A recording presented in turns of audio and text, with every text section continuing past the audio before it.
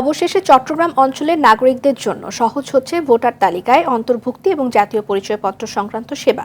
এখন থেকে কেবল শিক্ষা সনদ বা বৈধ কাগজ থাকলেই এই সেবা দেওয়ার সিদ্ধান্ত নিচ্ছে সংস্থাটি। রোহিঙ্গারা সমতলে ছড়িয়ে পড়ায় এনআইডি সেবা কার্যক্রমে পড়তে হয় বিভ্রাটে।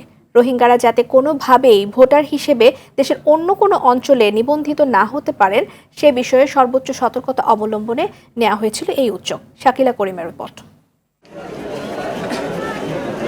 2017 সালে প্রায় 7 লাখ রোহিঙ্গা শরণার্থী মিয়ানমার থেকে বাংলাদেশে আশ্রয় নেয়। বিগত 3 দশক ধরে আসা সহ এই মুহূর্তে কক্সবাজারে সব মিলিয়ে তাদের সংখ্যা অন্তত 22 লাখের বেশি। এরা শুধু কক্সবাজারেই নয়, ছড়িয়েছে চট্টগ্রাম জুড়ে।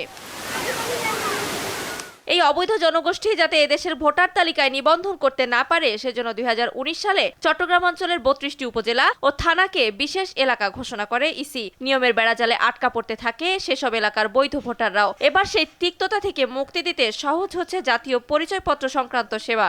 যারা বাংলাদেশি তারা যত সহজে ভোটার তালিকায় অন্তর্ভুক্ত হতে পারে সেই জন্য যে প্রক্রিয়া আছে সেটা আরো কিভাবে সহজ করা যায় সেই প্রক্রিয়া করার জন্য আমাদের একটা কমিটি হয়েছে। সচিব মহোদয়ের নেতৃত্বে একটা সভা করেছি। সেই ক্ষেত্রে কিছু সুপারিশ করা হয়েছে, যে সুপারিশ যারা বাংলাদেশে প্রথম থেকে পড়াশোনা করেছে, মূলত যারা যেমন ক্লাস 1 থেকে যারা বাংলাদেশে পড়াশোনা করে মাস্টার্স পর্যন্ত করতেছে, তাদের ক্ষেত্রে এই বিশেষ এলাকা যে বিশেষ কাগজপত্র এবং বিশেষ কমিটিতে যাওয়া, এই হ্যাসেল থেকে আমরা তা কিভাবে মুক্ত করতে পারি সেই জন্য আমরা একটা ওয়ে আউট একটা সুপারিশ করেছি।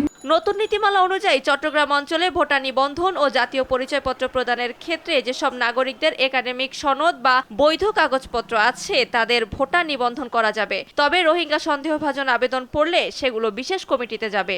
বাংলাদেশি যারা আছে তারা এর সুবিধাটা পাবে, আর যেসব ক্ষেত্রে যারা সন্দেহ হবে সেই সবগুলোই শুধুমাত্র কমিটিতে যাবে, বাকিগুলো কমিটি সমতল ভূমিতে যেভাবে হয় সেইভাবেই তারা ভোটার হতে পারবে।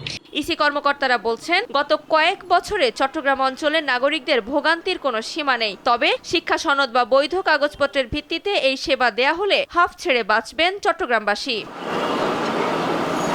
শাকিলা করিম, RTV, ঢাকা।